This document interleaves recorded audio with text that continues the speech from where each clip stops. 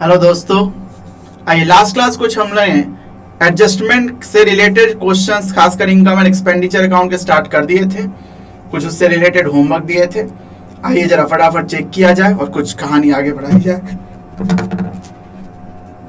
आइए बुक खोलिए, फटाफट निकालिए। होमवर्क था हमारा क्वेश्चन नंबर 24 to 28 तक। हाँ जी, चलिए बुक खोलिए। बुक में पेज नंबर 62 पे आ जाइए। चलिए शुरू करते हैं। हम लोग कुछ होमवर्क से डिस्कस करते हैं। उम्मीद है क्वेश्चंस हुए होंगे, कुछ आसान थे, कुछ एक दो एडजस्टमेंट करना थोड़ा आपके लिए कुछ दुविधा क्रिएट किया होगा। चलिए सब बात करते हैं। सबसे पहले देखिए क्वेश्चन नंबर 24। क्वेश्चन नंबर 24 में देख रहा हूँ वो तो बहुत आसान है। एडजस्टमेंट में मैं तो सिर्फ देख रहा हूं कि इसमें मैनेजमेंट कमेटी ने डिसाइड किया है कि डोनेशन का 50%, डोनेशन एंड लेजेसी का 50% as a capital receipt and balance as revenue. तो कोई खास एडजस्टमेंट तो है नहीं, बस डोनेशन का आधा आपने इनकम एंड एक्सपेंडिचर अकाउंट में दिखाना था और आधा बैलेंस शीट में। और ठीक इसी तरह लेगेसी का भी आपने आधा इनकम एंड एक्सपेंडिचर अकाउंट में दिखाना था और आधा बैलेंस शीट में। बाकी तो कोई एडजस्टमेंट है नहीं। तो क्वेश्चन नंबर 24 आसान है। मैं असाइनमेंट में इसका आंसर दिखा दूंगा।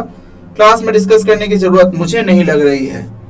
ठीक है जी, इसका आंसर मैं असाइनमेंट में डाल दूंगा। क्वेश्चन नंबर 25 में आइए।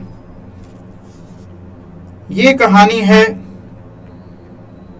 एक मिथिला नारी कल्याण समिति की, जिसमें कुछ रिसीट पेमेंट है। एडिशनल इंफॉर्मेशन में देख रहा हूं। डोनेशन 1000 मिला, receipt for the building fund was wrongly indicated included in subscription। ठीक है जी, ये थोड़ी गलती हुई एडजस्टमेंट में। आइए क्वेश्चन नंबर 25 से शुरू करते हैं। टालिए question number 25। Prepare income and expenditure account for the year ended 31 March 2019। तो चलिए हेडिंग डालिए, लिखें इनकम एंड expenditure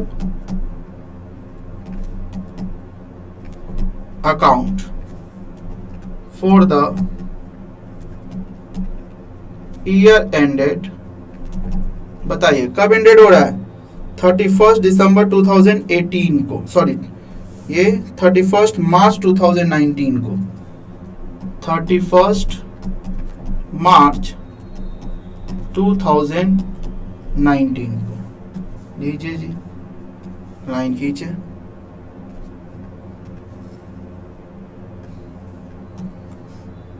केवल इनकम एंड एक्सपेंडिचर अकाउंट बनाना है।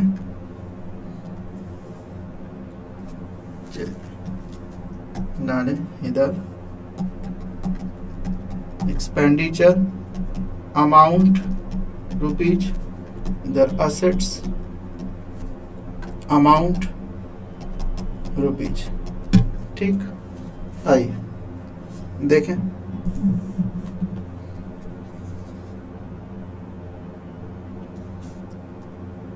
सैलरी देखिए, एडजस्टमेंट को ध्यान से देख लीजिए। एक सब्सक्रिप्शन में गलती से चला गया 1000 रुपए, जो किसका होना चाहिए? बिल्डिंग फंड का। और एक सैलरी का एडजस्टमेंट है, बस दो ही एडजस्टमेंट है। तो शुरू करते हैं। पेमेंट साइड से सैलरी का है तो लिखे पहले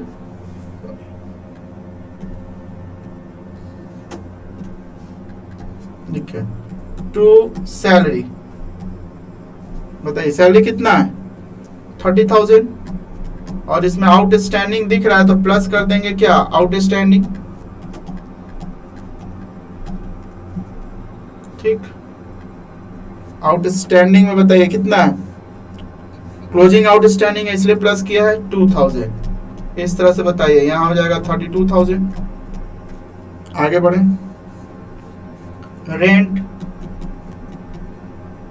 कोई एडजस्टमेंट है नहीं इसलिए डायरेक्टली लेते जाइए 60,000। फिर इसके बाद cost of car balance sheet में चला जाएगा। एक्सपेंसेज ऑफ कार यहाँ आएगा टू एक्सपेंसेज। कार का मरम्मत वगैरह ये सब खर्चा होगा वो रेवेन्यू में होता है, लेकिन कार वो असेट्स होता है। तो इसलिए मैंने कॉस्ट ऑफ कार को नहीं लिया, एक्सपेंसेज ऑफ कार को लिया। बताइए कितना? 10,000। ठीक, आगे बढ़े। ऑफिस एक्सपेंसेज, तो 2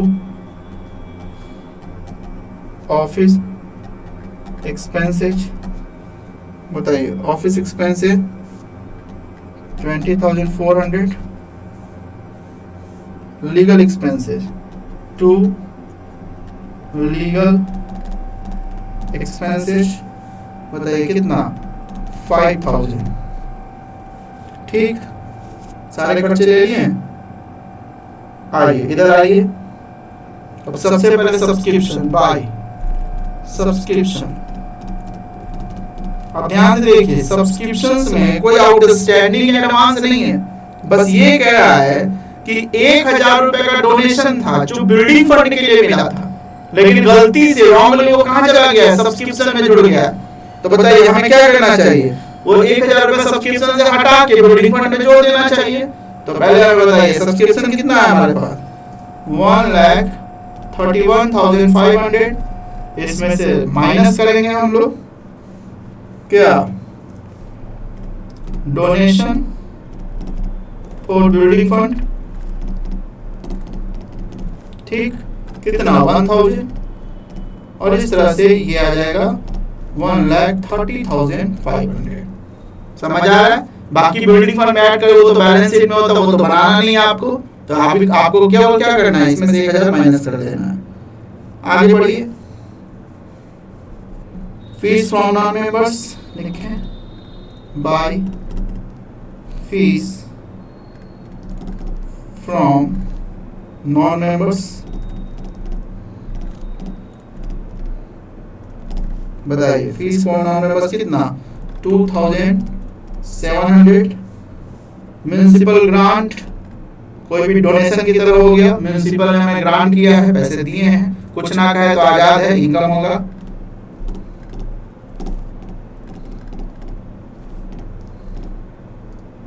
ग्रांट कितना 1 लाख। फिर आगे बढ़िए, डोनेशन फॉर बिल्डिंग फंड, देखिए यही है, ये तो जाता बैलेंस शीट में 1,000 ऐड होगा, पर अभी हमें कुछ करना नहीं है। इंटरेस्ट, तो बाय इंटरेस्ट कितना 100 रुपीज, ठीक है, हो गया। बस एक नजर डाले एडजस्टमेंट पे, डोनेशन वाला कर ही दिया, सैलरी कर ही दिया, 2 ही था, बस हो गया। इधर टोटल कीजिए, देखिए कितना आ रहा है, 1,30,500 प्लस 2,700 प्लस 1,00,000 प्लस 100, इधर आ गया 2,33,300। तो इधर देखिए, इधर भी इतना ही आना चाहिए, जो कम पड़ेगा वही सरप्लस क्या आएगा, 32,000 प्लस 60,000 प्लस 10,000 प्लस 20,400 प्लस 5,000, इधर आ रहा है 1,27,400। तो निश्चित रूप से हमारे पास सरप्लस है, टू सरप्लस, बताइए कितना सरप्लस होगा, तो 2,33,300 में से 1,27,400 घटाएं, 1,05,900, 1,05,900, 2,33,300। बस क्वेश्चन बन के तैयार है, ठीक है जी। केवल आपको इनकम एंड एक्सपेंडिचर बनाना था, बन गया। ऐसे ही बनाया होगा। आइए 25 कंप्लीट हुआ। क्वेश्चन नंबर 26 दिया था, देखिए 26 कह रहा है रिसीट एंड पेमेंट अकाउंट है अमर ज्योति पटना का, ठीक, कुछ रिसीट है कुछ पेमेंट है, एडजस्टमेंट पे विशेष नजर होती है। कह रहा है कि इनकम एंड एक्सपेंडिचर अकाउंट बनाइए ज्योति पटना का फॉर द डेट 31 दिसंबर 2018 को। कंसीडर द फॉलोइंग इंफॉर्मेशन, देखिए जी क्या इंफॉर्मेशन कंसीडर करना है। There is a building for 20,000 on which depreciation 5%, ठीक है जी। एक्सपेंडिचर हो जाएगा 20,000 पे 5% का डेप्रिसिएशन काटेंगे तो। इसके बाद कह रहा है total number of member 500 and annual fees is ₹5 पर मेंबर। इसका मतलब देखिए, याद कीजिए, सब्सक्रिप्शन तो ये दोनों गुना करके निकल जाएगा, उसके बाद कुछ होगा भी कम ज्यादा तो आउटस्टैंडिंग एडवांस का होगा। ठीक है जी, आइए शुरू करते हैं हम लोग। क्वेश्चन नंबर 26 भी देख लेते हैं। ठीक, चलिए हेडिंग डालें, income and expenditure account for the year ended 31st December 2018। ठीक, खींचिए जल्दी जल्दी लाइन, ये खींच दिया।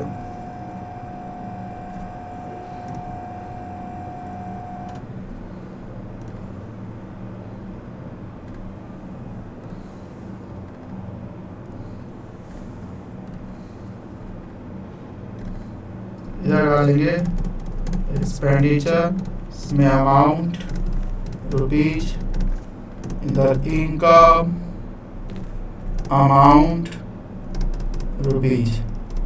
ठीक है, चलिए शुरू करते हैं। पहले फटाफट पेमेंट वाला ले लें, एडजस्टमेंट दोनों ही दिख रहा है, डेप्रिसिएशन और सब्सक्रिप्शन। ठीक है, वो ध्यान में रखते हुए लेंगे हम। 2 जनरल एक्सपेंसेज, जनरल एक्सपेंसेज बताइए कितना, 50 रुपया। 2 ड्रामा एक्सपेंसेज,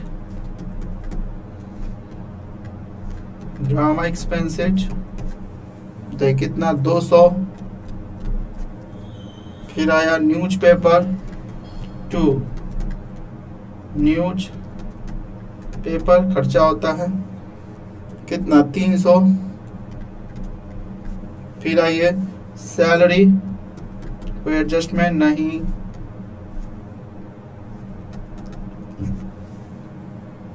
500। डोनेशन कुछ ना कहा, तो इनकम कितना, 50 रुपया। फिर का टैक्स खर्चा होता है, किसी चीज में टैक्स दे दिया होगा, 25 रुपया।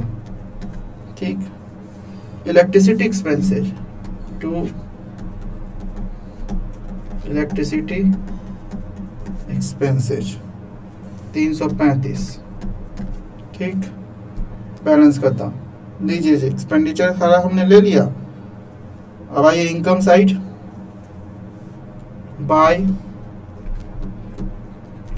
सब्सक्रिप्शन। अब देखिए ध्यान से, सब्सक्रिप्शन कह रहा है 2018 में मिला 850, 2019 में मिला, 2019 के लिए मिल गया हमें, हम कब बना रहे 31 मार्च 18 को, 2019 एडवांस हो गया, एडवांस मिल गया 25 रुपया। लेकिन बताइए हमको तो बनाना है केवल इनकम एंड एक्सपेंडिचर अकाउंट, और सब्सक्रिप्शन एक्रूअल बेसिस पे जाएगा। तो नीचे देखिए दे ही दिया है कि सर हमारा मेंबर है 500 और 5 रुपया एनुअल फी है पर मेंबर, तो मैं 500 गुने 5 करूंगा, उतना ही तो आना है यहाँ पे 2500। बात खत्म। बैलेंस शीट बनाना होता तो मैं आउटस्टैंडिंग या एडवांस का निकालता अलग से, लेकिन अभी तो केवल इनकम एंड एक्सपेंडिचर ये दोनों गुना करके इनकम फ्रॉम सब्सक्रिप्शन आ जाता है कि नहीं। हमने बनाया भी है ऐसा क्वेश्चन खूब सारा, तो सीधा मैं ले लूंगा 500 गुने 5 2500, बात खत्म। आउटस्टैंडिंग एडवांस निकालने की हमें जरूरत यहाँ पे नहीं है, क्यों? क्योंकि अभी हमको कोई बैलेंस शीट बनाना नहीं है। आगे बढ़िए, बाय टिकट सोल्ड, तो सेल ऑफ टिकट। ठीक, बताइए टिकट कितना बिका, 355, तो लीजिए जी 355। फिर आइए डोनेशन,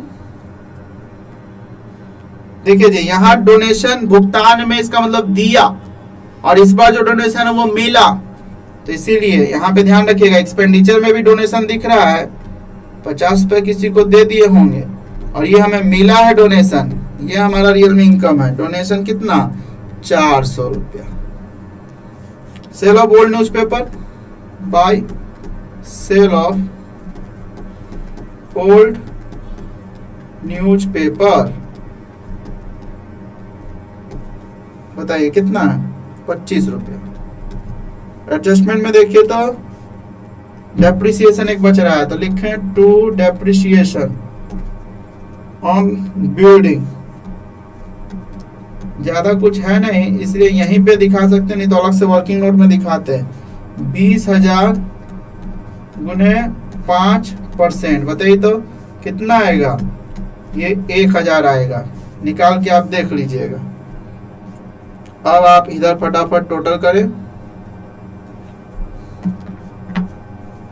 तो इधर आया 2500 प्लस 355, 400 प्लस 25, 3,280। तो देखिए इधर कितना आ रहा है? 50 जो 200 plus 300 plus 500 plus 50 plus 25 plus 335 plus 1,000, इधर आया 2460।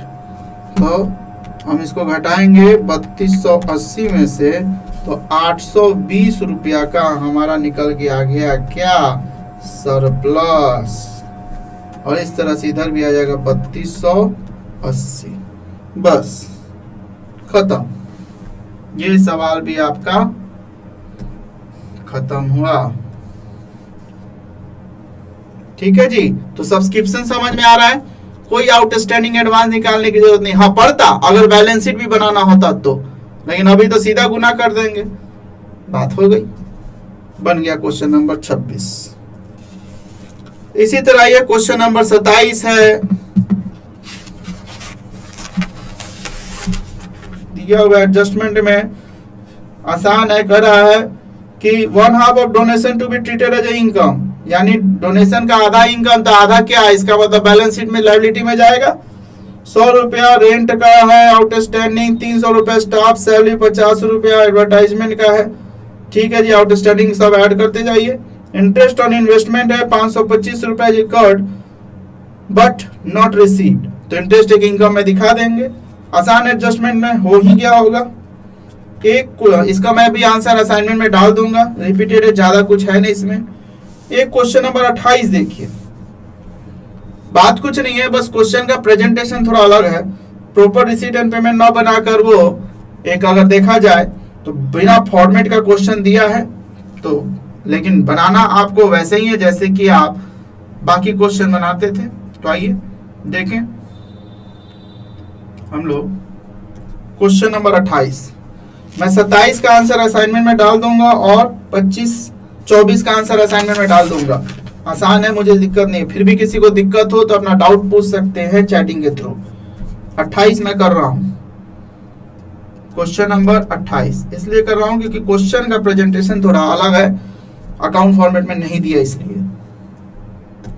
देखिए जी, बनाना वही है, इनकम एंड एक्सपेंडिचर अकाउंट। कह रहा हूं the way following prepare income and expenditure account, Hind club की कहानी है। तो लीजिए मैं फटाफट पहले फॉर्मेट खींच देता हूं। इनकम एंड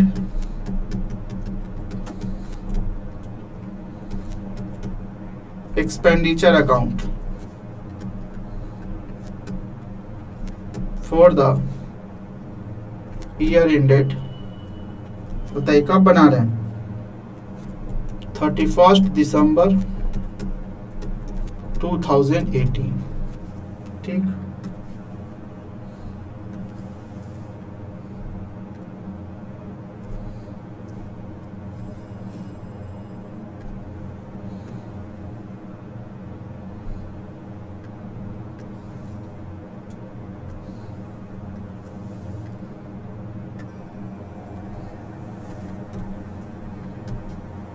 देखिए लाइबिलिटीज अमाउंट रुपीज जा जाइए, इनकम एंड एक्सपेंडिचर है ना, तो इनकम एंड एक्सपेंडिचर है तो यहाँ एक्सपेंडिचर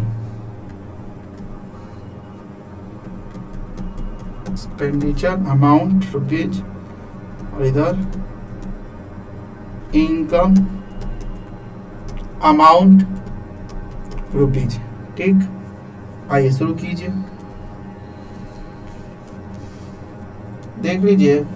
सब्सक्रिप्शन में तो खूब है, रिसीव्ड है प्रीवियस ईयर का, करेंट ईयर का, नॉट रिसीव्ड है करेंट ईयर यानी आउटस्टैंडिंग हो गया। उसके बाद रिसीव्ड कुछ है, भुगतान में है, और आउटस्टैंडिंग एक्सपेंडिचर है केवल किसका, रिपेयरिंग एक्सपेंसेज और कैंटीन आर्टिकल, ज्यादा कुछ है नहीं। सबसे पहले सब्सक्रिप्शन को ये ध्यान से देखें। इनकम में हम लोग लिखते हैं ना बाय सब्सक्रिप्शन। अब बताइए सब्सक्रिप्शन रिसीव कितना हुआ है, received for the previous year कह रहा है 40 रुपया, यानी पिछले साल के लिए 40 रुपया, और इस साल के लिए 360 रुपया। तो बताइए टोटल रिसीव आप कितना किए हैं, तो टोटल रिसीव तो अगर देखें तो 360 प्लस 40 400 रुपया का हो गया। 360 प्लस 40 ये हो गया 400। बताइए 400 हुआ है ना। अब इसमें कह रहा है subscription not received for the current year 60 रुपया, यानी प्लस हो गया क्लोजिंग आउटस्टैंडिंग। इस साल का जो नहीं मिला वो क्लोजिंग आउटस्टैंडिंग हुआ, कितना नहीं मिला 60 रुपया, तो ये आ गया 460। और इस 400 में बताइए पिछला साल का 40 रुपया है तो वो हटा देना चाहिए, तो माइनस कर दीजिए ओपनिंग आउटस्टैंडिंग। पिछला साल का पैसा जो इस साल मिला वही तो ओपनिंग आउटस्टैंडिंग होता है। बताइए कितना रुपया मिल गया 40 रुपया, और इस तरह से यहाँ क्या आएगा 420 रुपया। बताइए समझ आ रहा है। हमने पहले पूरा रिसीव ले लिया पिछला अगला सब, उसमें से जो नहीं मिला इस साल का वो क्लोजिंग ऐड कर दिए, और जो पिछला 400 में कह रहा था 40 रुपया तो पिछला साल वाला मिला है तो हमने माइनस कर दिया। आपका यही फॉर्मेट होता है, प्लस क्लोजिंग माइनस ओपनिंग। ठीक, आगे बढ़िए। रिसिप्ट है रेंट फॉर रूम, तो ठीक है बाय, इस बार पहले इनकम में लिख लेते हैं, रेंट ऑफ रूम कितना 20 रुपया। फिर कहा गेम फीस मिला है हमें, भाई सब रिसिप्ट है इसीलिए इनकम में लिख रहा हूं मैं। गेम फीस कितना 120 रुपया। Cash receipt from canteen, canteen से मिला, बाय रिसीव्ड फ्रॉम कैंटीन। ठीक, कितना 250, तो लिख लीजिए 250, बस हो गया। पेमेंट में आइए, ध्यान रखिएगा आउटस्टैंडिंग एक्सपेंडिचर 2 गो है, नीचे देख लीजिए एडजस्टमेंट करना है। रिपेयरिंग का 16 रुपया और कैंटीन आर्टिकल का 14 रुपया, तो इसीलिए अब एक्सपेंडिचर में ध्यान रखेंगे 2 एडजस्टमेंट का। पेमेंट में सैलरी, तो आइए लिखे टू सैलरी कितना 200। उसके बाद रिपेयरिंग, हाँ है एडजस्टमेंट, ध्यान रखेंगे टू रिपेयरिंग, इनर कॉलम में लिखेंगे रिपेयरिंग कितना है 24 रुपया। अब बताइए आउटस्टैंडिंग है तो प्लस कर देना, कुछ नहीं कहा तो इस साल का ही आउटस्टैंडिंग है, प्लस आउटस्टैंडिंग रिपेयरिंग। ठीक, एक्सपेंसेस बताइए कितना 16 रुपया। इस तरह से 410 और 3 4 हो गया 40 रुपया। आगे बढ़े, प्रिंटिंग एंड स्टेशनरी है तो 2 प्रिंटिंग एंड स्टेशनरी। बताइए प्रिंटिंग एंड स्टेशनरी 60 रुपया, 60 रुपया। कैंटीन आर्टिकल याद रखिएगा एडजस्टमेंट है, कैंटीन का सामान लाए हैं आप। बताइए कैंटीन आर्टिकल है 170, यहाँ 170 और प्लस उसमें कुछ बकाया कितना रह गया था 44 रुपया, प्लस आउटस्टैंडिंग है 44। इस तरह से देखिए 4 का 1, 7 4 11 का 1 हाथ में 1 और 1 2, 214 रुपया हो गया। ठीक से नहीं लिखे क्या? 2 लीजिए, थोड़ा 2 ठीक से लिख देते हैं। 214 रुपया। आगे बढ़िए, वेजेज है तो लिखें 2 वेजेज। कितना दिया? वॉचमैन को मजदूरी दी 136 रुपया। ठीक। इलेक्ट्रिसिटी है 80 रुपया का।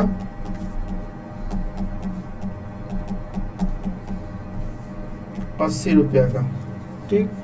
रेंट एंड टैक्स है 100 रुपया का, तो 2 रेंट एंड टैक्स 100 रुपया। बस हो गया, एडजस्टमेंट दोनों कर ही दिए, खत्म बात। तो आइए देखें। अब देखिए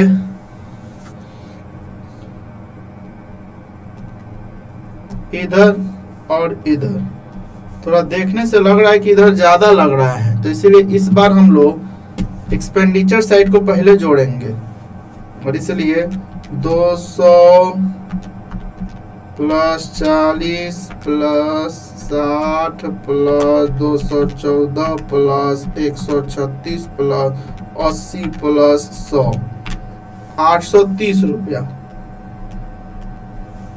और इधर देखिए 420 प्लस 20 प्लस 120 प्लस 250, इधर 810 से आया।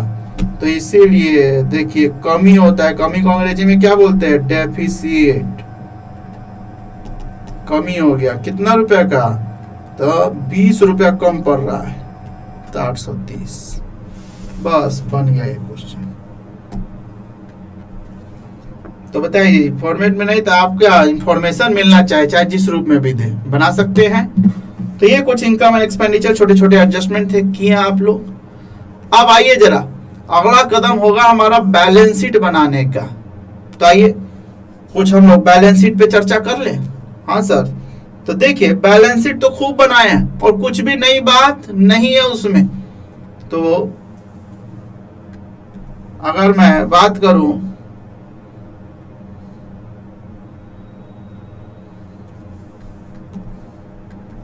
आपके फॉर्मेट ऑफ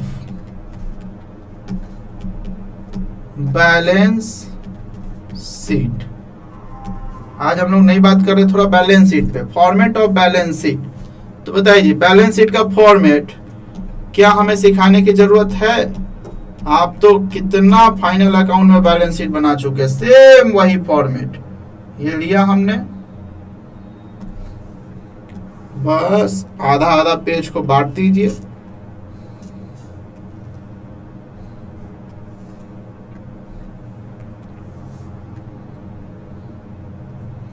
बताइए इसी में इधर साइड में लिखा जाता है क्या? लाइबिलिटीज। कैपिटल एंड लाइबिलिटीज लिखते थे, लेकिन एनपीओ में चूंकि कैपिटल स्पेशली नहीं लगाते, कैपिटल फंड आता है, आगे बात करेंगे अभी ही, तो इसीलिए डायरेक्ट लाइबिलिटीज केवल लिख दीजिए, काफी है। बीच में अमाउंट और इधर असेट्स अमाउंट, ठीक, रुपीज। अब आइए, जो भी आपका असेट्स है, जो डेबिट बैलेंस होता है, कैपिटल पेमेंट जिसे कह सकते हैं, वो सब असेट साइड में आएगा। जैसे फर्नीचर, बिल्डिंग,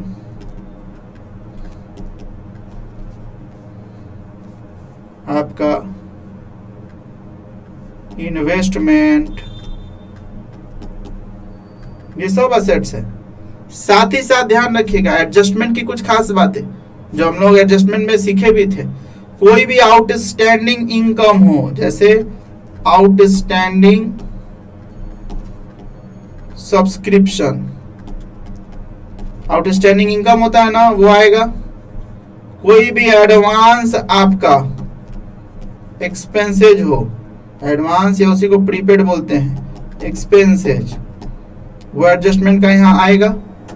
साथ ही कैश एंड बैंक, ये सब आपके बैलेंस शीट के एसेट्स में आते हैं। ठीक ठीक इसी तरह से कोई भी स्पेसिफिक फंड, चाहे वो आपका मैच फंड हो, टूर्नामेंट फंड हो, डोनेशन हो, कोई भी फंड है वो सब आएगा। दूसरी तरफ ध्यान रखेंगे, एक आपका यहाँ कैपिटल फंड आता है,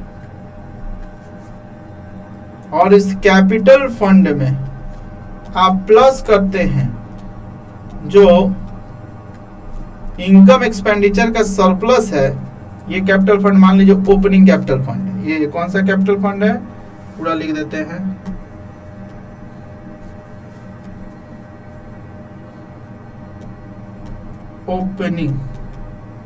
ओपनिंग कैपिटल फंड जोड़ के यहां लिख दीजिए। ठीक से लिख के देते हैं।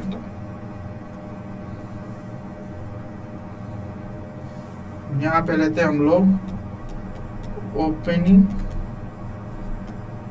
Capital fund. ठीक, उसमें सरप्लस जोड़ दीजिएगा तो ये आपका एक कैपिटल फंड आता है। इसी में आप चाहे तो प्लस कर सकते हैं, आपका आएगा life membership fees. Life membership fees वो भी प्लस हो जाता है। और इस तरह से और भी कुछ क्रेडिटर्स वगैरह, अदर लाइबिलिटीज यहाँ लिख देते हैं, अदर लाइबिलिटीज। साथ में ध्यान रखेंगे आउटस्टैंडिंग एक्सपेंसेज एडजस्टमेंट का लिया जाता है। एडवांस सब्सक्रिप्शन या अदर कोई भी इनकम है वो सब आप इसमें डालेंगे, और इस तरह से आपका बैलेंस शीट दोनों साइड, हाँ जी खूब जानते हैं आप लोग, ये दोनों साइड क्या होना चाहिए, इक्वल होना चाहिए। इक्वल का मतलब बराबर, बराबर होना चाहिए। कुछ ऐसे हम लोग बैलेंस शीट बनाते हैं। बाकी सब जाना पहचाना है। थोड़ा सा आपको एक ओपनिंग कैपिटल फंड जो देखना है, बस जरा उसी के बारे में थोड़ा सीखना है, तो पहले इसको नोट कर लीजिएगा आप लोग।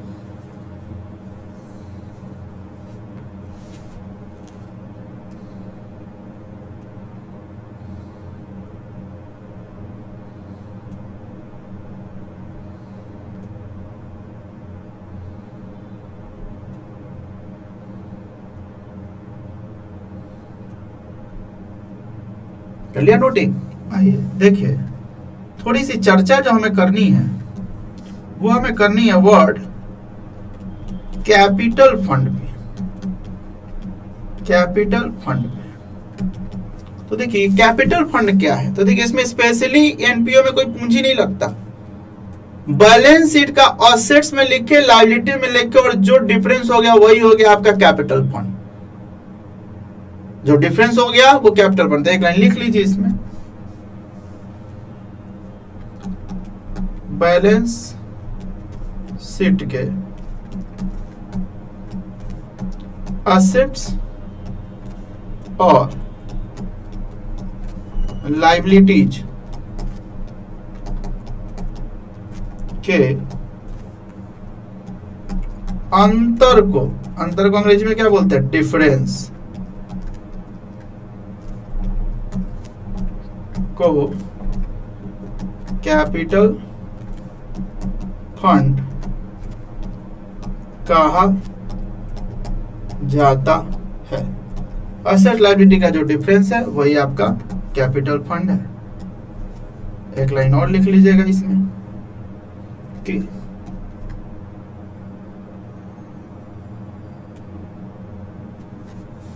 देखिए इनकम एंड एक्सपेंडिचर में ज्ञात हुआ सरप्लस को कैपिटल फंड में सरप्लस को ओपनिंग कैपिटल फंड में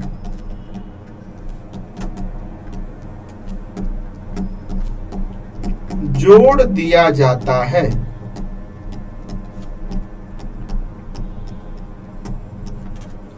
ओपनिंग कैपिटल फंड में जोड़ दिया जाता है। ठीक है जी, लिख ले जरा।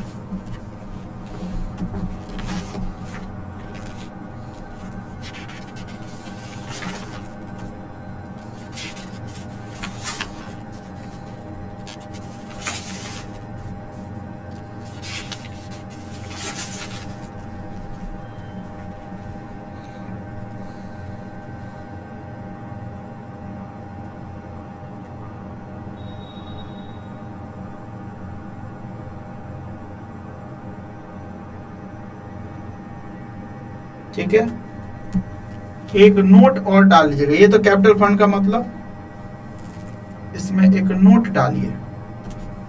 Note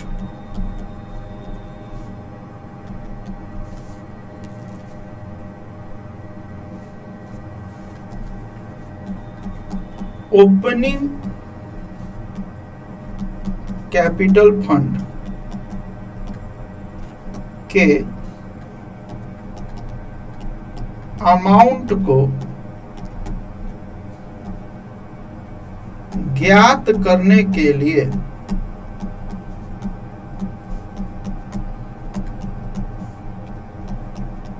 opening balance sheet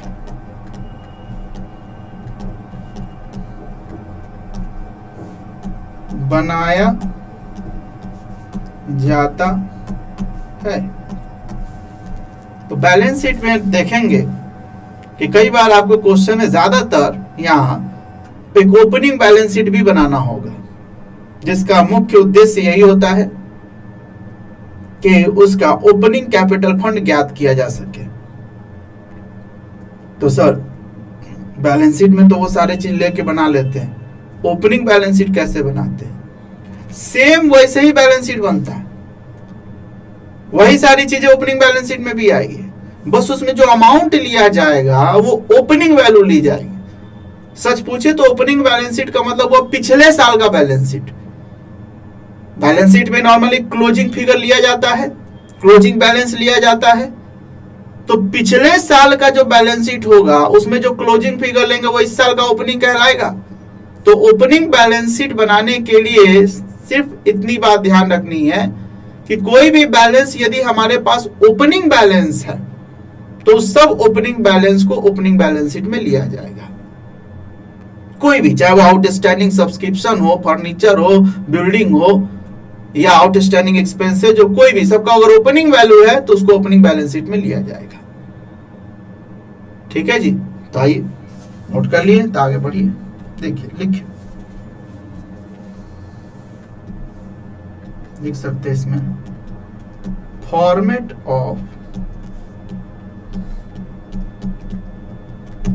opening balance sheet. Format of opening balance sheet, तो हेडिंग डालते हैं हम लोग इसमें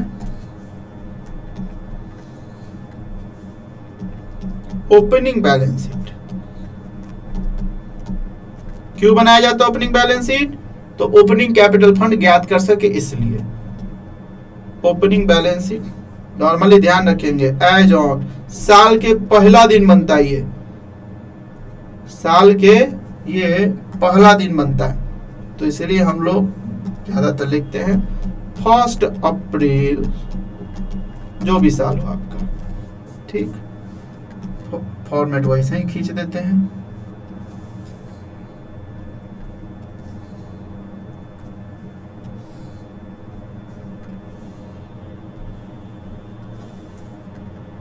ठीक है जी, आइए लिखें, वैसे ही सब कुछ होगा। Liabilities, amount,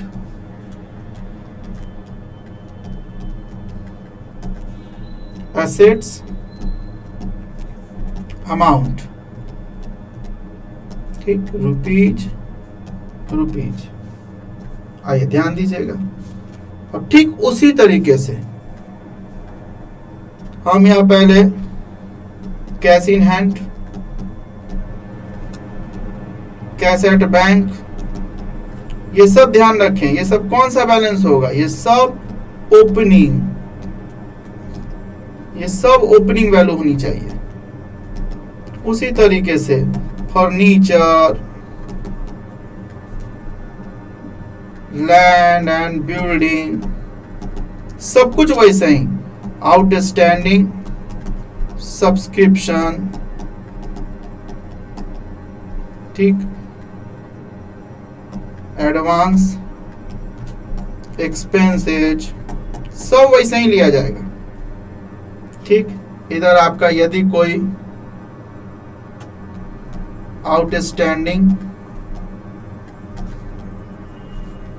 expenses, advance, subscription, ठीक, और यहीं पे आता है ओपनिंग कैपिटल फंड।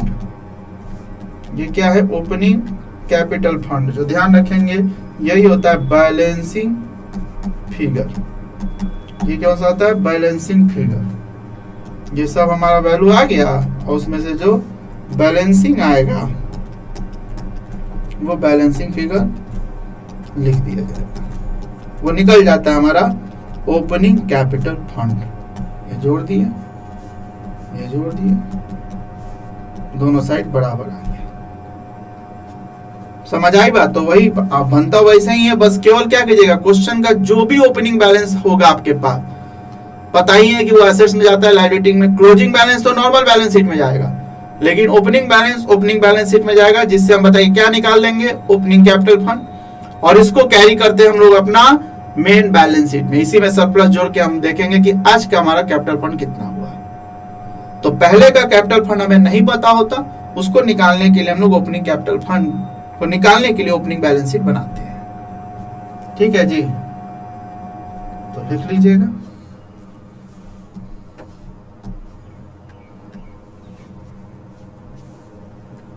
ठीक है, एक लाइन नोट में जरूर लिख लीजिए। ये नोट कर लिया सबने? पहले नोट कर लीजिए, सब कोई नोट करेंगे इसको।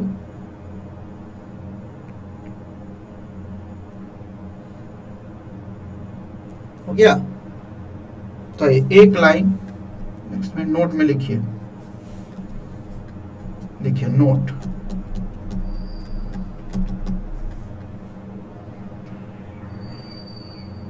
ओपनिंग बैलेंस शीट में, ओपनिंग बैलेंस शीट में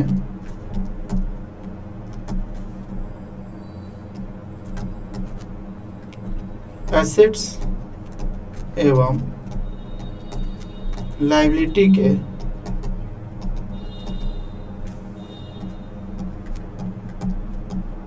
सभी अमाउंट ओपनिंग बैलेंस का होता है। सब ओपनिंग बैलेंस लेना चाहिए। ठीक है जी, सब ओपनिंग बैलेंस। तो इसी आधार पर अब जरा आप कुछ क्वेश्चन बना सकते हैं। जैसे देखिए, लिखें होमवर्क। देखिए इलस्ट्रेशन लिखिएगा 25 का ए से बनाएंगे आप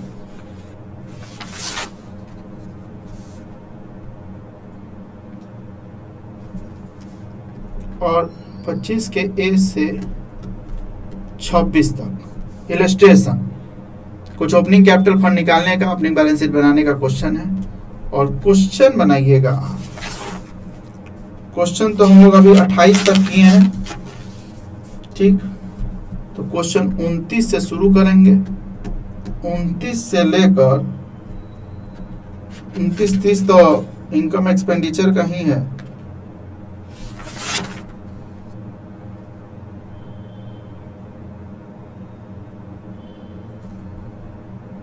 उनतीस से 34 तक बनाइएगा। थोड़ा सा क्वेश्चन बनाइए, छोटा छोटा वैसे भी क्वेश्चन है। तो हमने 29, 30, 31, 32, 33, 34, ज़्यादा नहीं, 6 क्वेश्चन है। क्योंकि अब चैप्टर का कॉन्सेप्ट खत्म हो रहा है तो जल्दी जल्दी क्वेश्चन खत्म करेंगे। तो 29 से 34 तक क्वेश्चन भी बना के लाएंगे। इतना होमवर्क आप बना के लाइएगा। कोई दिक्कत आएगी तो अगली क्लास में हम लोग चर्चा करेंगे। और यहाँ तक हो जाएगा तो फिर मेन बैलेंस शीट का भी क्वेश्चन हम लोग अगली क्लास से देखेंगे। चलिए आज हम लोग यहीं रुकेंगे। आज के लिए इतना है। Good bye.